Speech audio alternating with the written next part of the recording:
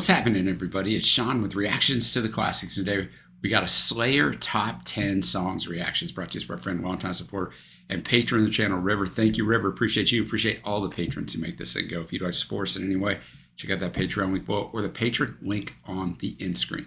Well, we're doing the big four. We've already done Megadeth, so just type in that search bar Megadeth. Did a Megadeth Top 10 that was fantastic. So now we're on to Slayer. We'll still have Anthrax and Metallica to go. And River says, for March, we continue our exploration of the big four of American thrash metal with easily the heaviest and angriest, Slayer.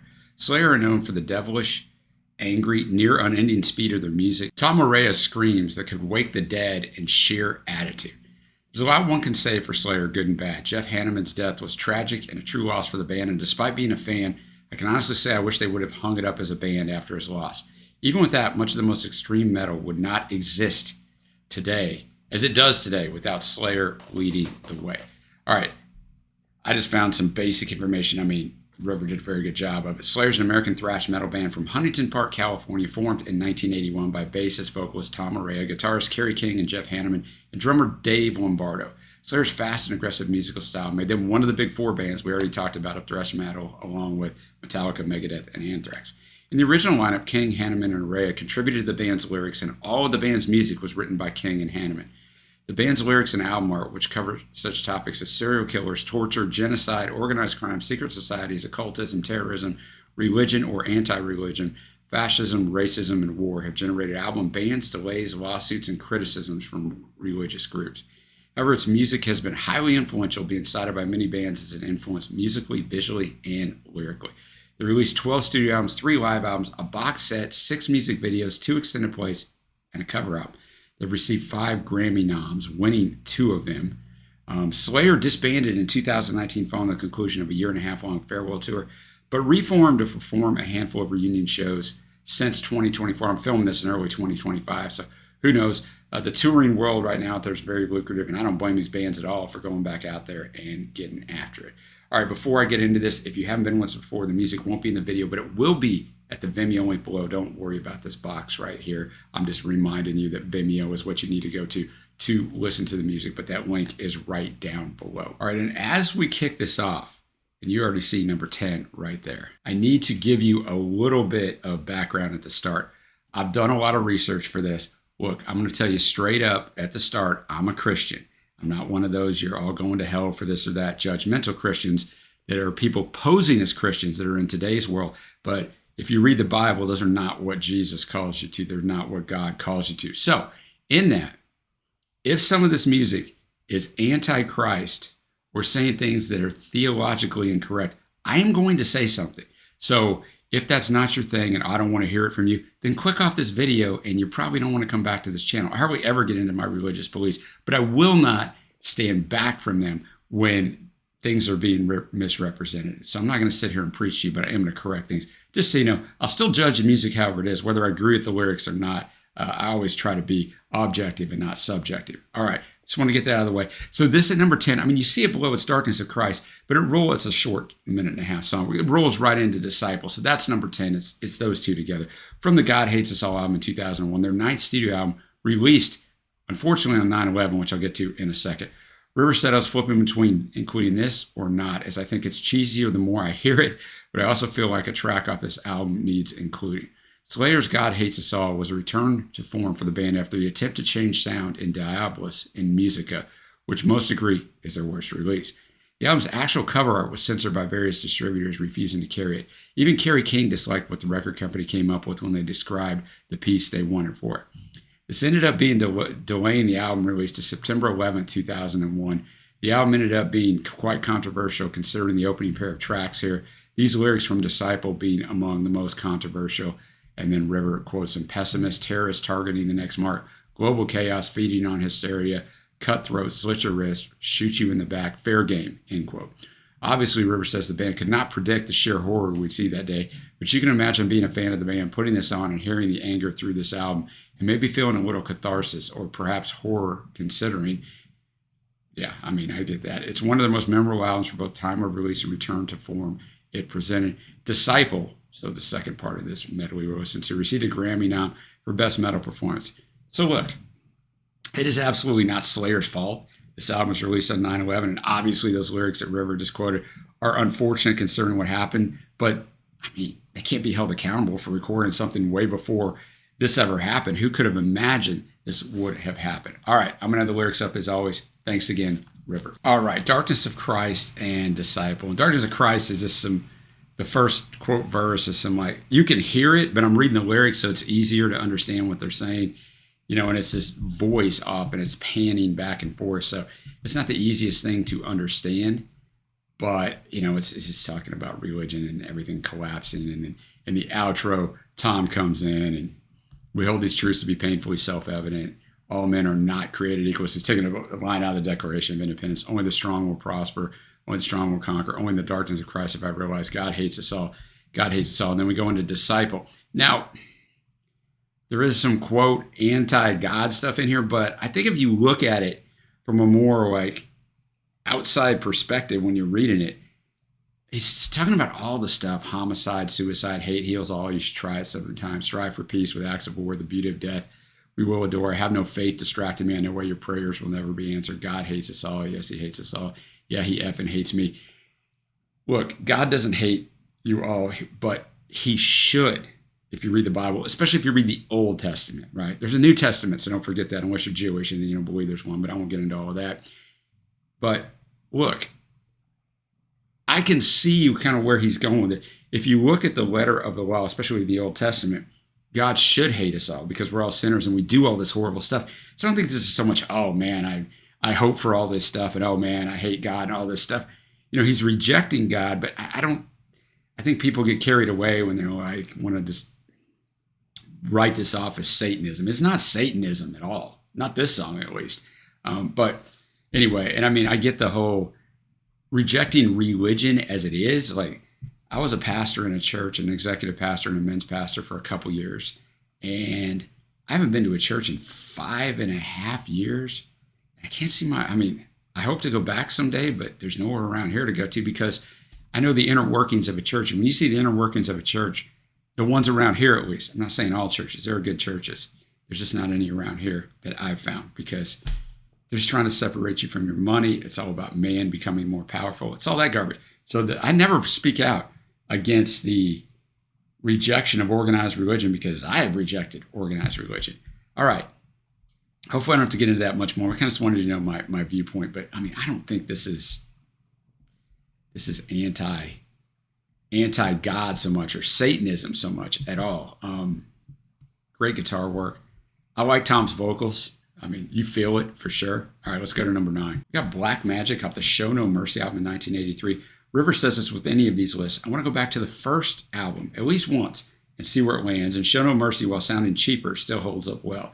The aggression that the rest of this list has is on full display. The rushing drums that sound like charging hooves, giving you a want to run. This leads outside too. And I will say, when I researched this album in particular, they talked about that. It doesn't sound as good. The production value is not great. Do you know why? Because they didn't have any money. That's what happens a lot of times with these artists. It's not their fault. It's not the producer's fault. They just don't have the money to be in the studio long enough or to have top flight equipment. So just keep that in mind when you listen almost to any artist's first album, especially if it's back then in the 80s or before. All right, Black Magic. Talking about the black magic of Satan, has him under a spell. He tries to get away with it. This is also not glorifying Satanism by any shape or form. If you believe in the Bible, you believe Satan's real. He's indeed real. And so he's just talking about the spell he has him under. He tries to get away from it, but he can't. Not one, but two, and really in a way 3 fantastic solos, because the intro is mainly an extended guitar solo. But you got Jeff Hanneman doing the one after verse 2 in the chorus, and then there's an outro, and then Carrie comes in and does the last one. I like the last one a little bit better. I mean, they're both fantastic. They're both just fantastic. And I didn't think it sounded bad. You can tell it's an older album, but it sounds like a lot of albums from the 60s, 70s, and 80s. It just sounds like it hasn't been remastered, right? So if they remastered this, they might be able to do a little bit of, no pun intended, magic on it. All right, next up we have Seasons in the Abyss from the album of the same name in 1990, their 5th studio album. Closing track, this one was produced by Rick Rubin, as was a couple others that we are going to get to. So let's check this one out. All right, Seasons in the Abyss. The Abyss is this concept that Aleister Crowley, who was a huge influential guy in occultism and an absolute clown, but a lot of musicians were highly influenced by him. Jimmy Page from Led Zepp being number one. And then Bowie had an experience with all of it in the mid-'70s with the tie-in to Jimmy Page, which is a whole other story that I talk about in one of my Bowie album reviews that is incredibly interesting. But The Abyss is that concept they say that Slayer's going for here, but it's also about pharaohs and stuff. It's hard to tell from the lyrics. This is what people are interpreting. I'll tell you what, this song is over 6.5 minutes long. And you know what I'm talking about when you're watching this. Some songs that are 6.5 minutes long feel like they're 15 minutes long, right? This song absolutely does not. You could never convince me if I wasn't watching the time on there. This was 6.5 minutes long because the musicianship is so top rate. Kerry and Jeff on the guitar work is fantastic, but I didn't mention Lombardo, and I meant to earlier on a couple of the earlier songs. He's fantastic as well. It's super well done musicianship-wise, and the song just flies by. We stay in that same album, Seasons in the Abyss from 1990. We got Dead Skin Mask. Now, this is what I found this is about. Now, I can't tell you for sure this is about because I haven't looked at the lyrics. I don't look at the lyrics ahead of time because I want to make my own assumptions on a real first reaction hearing it. But suppose it's about Ed Gein, I think it's how I said G-E-I-N, an American murderer and body snatcher from the mid-1900s who took bodies from caskets for the sake of keeping their bones and skin. He also admitted to killing 2 women in the 1950s. He was the inspiration for several famous horror movies and horror game villains, including Norman Bates from Psycho, Leatherface from Texas Chainsaw Massacre, Buffalo Bill from Silence of the Lambs. I don't know if that's what this is about or not. Maybe we'll figure it out when we see the lyrics, but interesting story. All right, Dead Skin Mask. Definitely about Mr. Gein because they talk about him at the very end. You hear the small child, the girl's voice come back with the Mr. Gein. I mean, one of these parts he's dancing.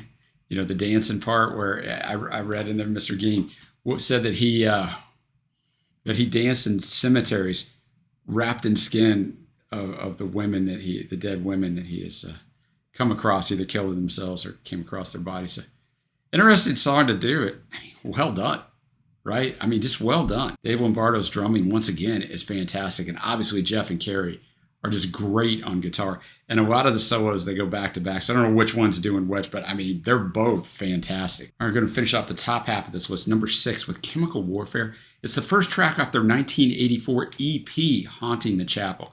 Its lyrics describe, you would guess, chemical warfare and the fate of those that cause it. All right, Chemical Warfare.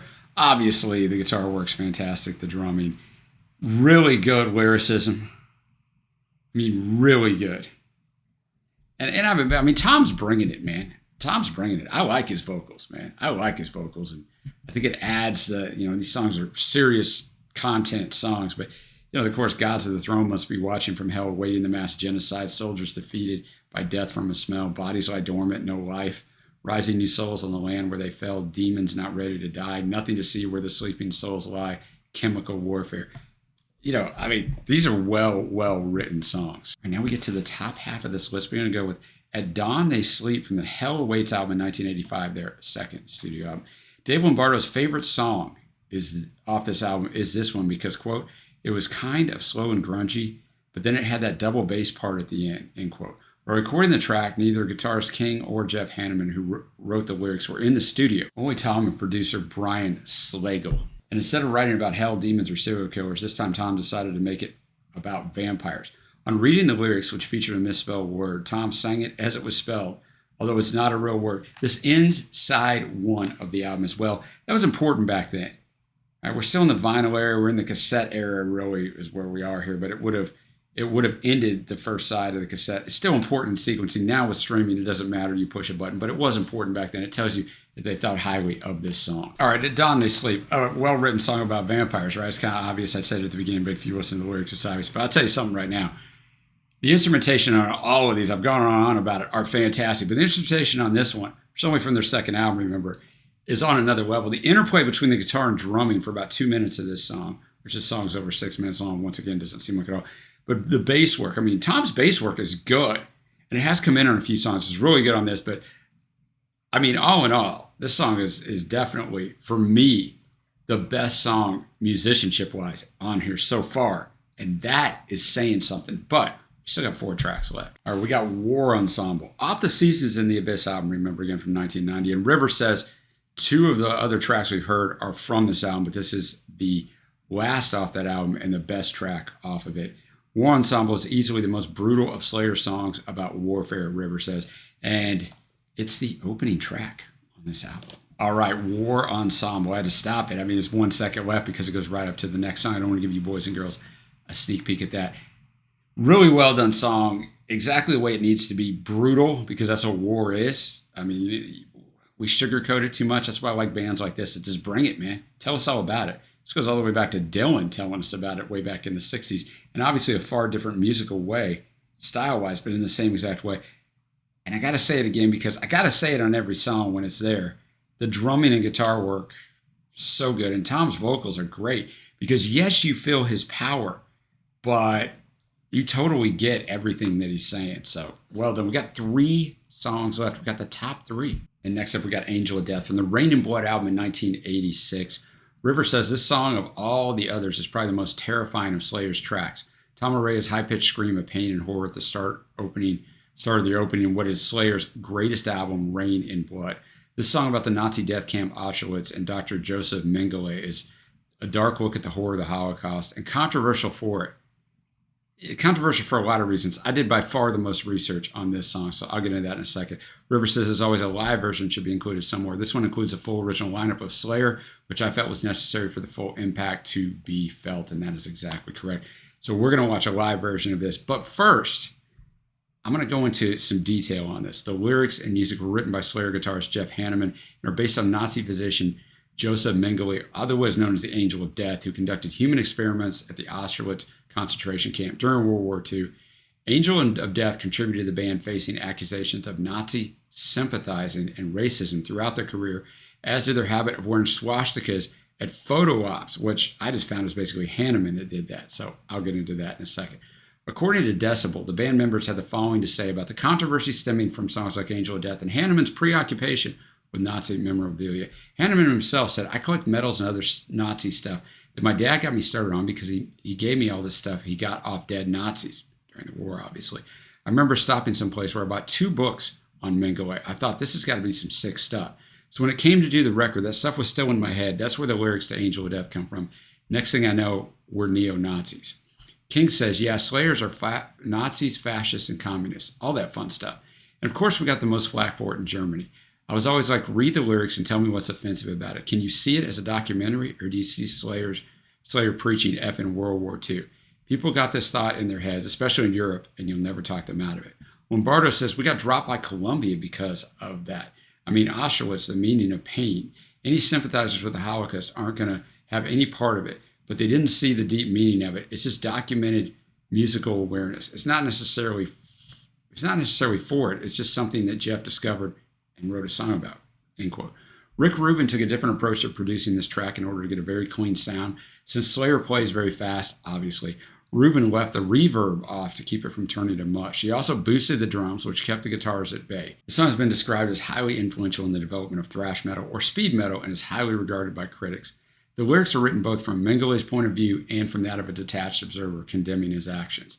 They detail Mengele's surgical experiments on patients at Auschwitz's concentration camp during World War II. And he did these things on all kinds of different people. Among the tests he performed that are mentioned in Angel of Death are experimental surgeries performed without anesthesia, transfusion of blood between twins, isolation endurance, gassing, injections with lethal germs, sex change operations, removal of organs and limbs. So, listen, this guy is the epitome of evil, right? And I haven't read the lyrics, but I mean, from what it sounds like, I don't know that the lyrics are really sitting here glorifying Nazis. But I will say this, when Slayer sounds persecuted by this, the main issue was Hanneman would wear these swastikas in these photo ops. And look, man, if you're going to do that, you're going to get heat, and you deserve every bit of that heat. And then people twist that off into the extreme, going, oh, these guys are Nazis. But if you're going to wear that in a photo op and with pictures and wear it around, then, man, you're going to get the heat, and you deserve it. And unfortunately, the rest of the band members, because all I could find was Hanneman did it. If others did it, then correct me in the comments. But they're guilty by association, unfortunately. But that's going to happen, man. You can't wear that. Just like if I wore a Ku Klux Klan gown and hood like those clowns wear, and I walked in somewhere with it, I'm going to take some heat. I should take a beat down for it. And it's justified, right? So if you're going to wear the swastika, you're going to bring the heat. That's just the way it is. So I just wanted to say that bands and artists know what they're doing. right? They know what they're doing with that, and it brings attention to you. And I mean, attention is good, even if it's for the wrong things sometimes. So they obviously, or Hanneman obviously knew what he was doing. He made a conscientious choice to wear this. And before you put something like that on, you're going to go, oh man, should I do this or not? Like, it's not like, oh, I forgot I had the swastika on. So anyway, I just wanted to say that he knew what he was doing. It is what it is, man. But I bet this song doesn't glorify Nazism, but people take that and twist it into that after that, right? They take things and go to the nth degree. All right, enough of me. Let's watch the live performance of this. All right, it was cool seeing the live version and Jeff and Carrie just shredding those guitars. Tom's vocal performance is very good in this. His bass work is good as well, but you know, the drumming obviously is fantastic. But seeing the live guitar work was a treat. The song itself, I mean, it's about the angel of death. It's about Mengele. And when I read the lyrics, I mean, I don't know, man. Do you want to really write a song about this guy? I don't know. I mean, I guess you could argue that. Does it glorify him? No. It just kind of tells about him, but I mean, it do say that's the way I want you to die. I don't know, man. I mean, people get carried away with this, and I think if he wasn't wearing the Nazi paraphernalia, maybe it would have died there, and maybe it wouldn't have. But, not glorifying it. You could question whether you need to even sing a song like this. I don't know, man. But like, people get carried away with their reaction to these things. All right, at number 2, we got South of Heaven from the South of Heaven album in 1988, their 4th studio album, also produced by Rick Rubin. All right, South of Heaven. Instrumentation on this one was also next level. I mean, they are on all these songs, obviously, as I've gone on, but this one was way, way up there on how good the instrumentation was. All of it, the guitars, the bass, the drumming, all of it. Having Jeff and Dave, 2 fantastic guitarists, being able to play off each other is a huge weapon, especially in this genre of music. A lot of people say this song's about hell. I don't see it about hell at all. What is South of Heaven? It's not hell, it's earth. This is about hell on earth and all the stuff that goes on. So that was really well written as well. Now, number 1 was already given away because it rolled to that song. But number 1, Raining Blood. Off the Rain in Blood album in 1986. River said, this is a song that most will know from Slayer. Iconic and heavy as can be, Raining Blood combines all the best parts of Slayer's sound. Tom's aggressive vocals, Kerry King and Hanneman's guitar work, Dave Lombardo's incredible double bass drumming playing. The track has everything one wants from a Slayer track. According to D.X. Ferris's book, Rain and Blood, Hanneman explained, quote, it's about a guy who's in purgatory because he was cast out of heaven. He's waiting for revenge and wants to F that place up. King added, the rest of the song explains what happens when he starts effing people up. The lyrics, return to power draws near, is because he's waiting to get strong enough to overthrow heaven. And then following to be the sky's crimson tears is everybody's blood flowing into him. So basically, Raining Blood is all the angels' blood following on him, which, of course, if you understand the Bible, is ridiculous, but it's just a song. Is retrospectively be considered one of the band's best songs and one of the best songs in metal history. In 2023, Rolling Stone ranked the song number 8 on their list of greatest heavy metal songs. This actually charted, went to 64 in the UK, and maybe the most interesting fact of all, Tori Amos covered the song.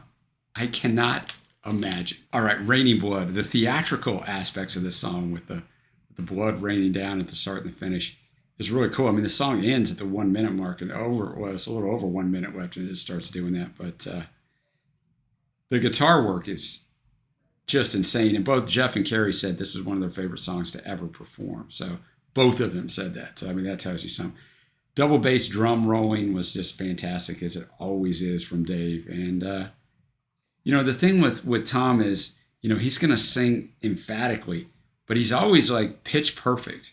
It separates him from a lot of other lead singers in the thrash metal. But great choice for number 1. Now, get to my favorite tracks. Honorable mention, War Ensemble, and my faves. At Dawn They Sleep. I went on and on about the instrumentation on that for a good reason. South of Heaven and Raining Blood. I'll just give my final thoughts here. I gave this whole diatribe at the start about if we're going to get into satanic stuff, occultism, because I read a bunch of stuff, articles on Slayer that talked about that. They weren't critical of them. These were articles just talking about. I didn't see any of that on any of this. Now, it might be out there. I get that. But I didn't see any of that on any of this. I thought the songs were very well written. And I thought the instrumentation, obviously, are next level. I thought both Carrie and Jeff are fantastic. Dave Lombardo is a great drummer. And then Tom, I just mentioned it, but his voice and his performance is great, and you don't have to have that in thrash metal, and the music can still be fantastic. But it's really good. I mean, it's really, really good. So I super enjoyed this list. So let me know what your favorites are down below. Shout out to River for bringing this one, and let me know any other Slayer songs that you would have included on a top 10. All right, guys, thanks for watching. Until next time, I will see you.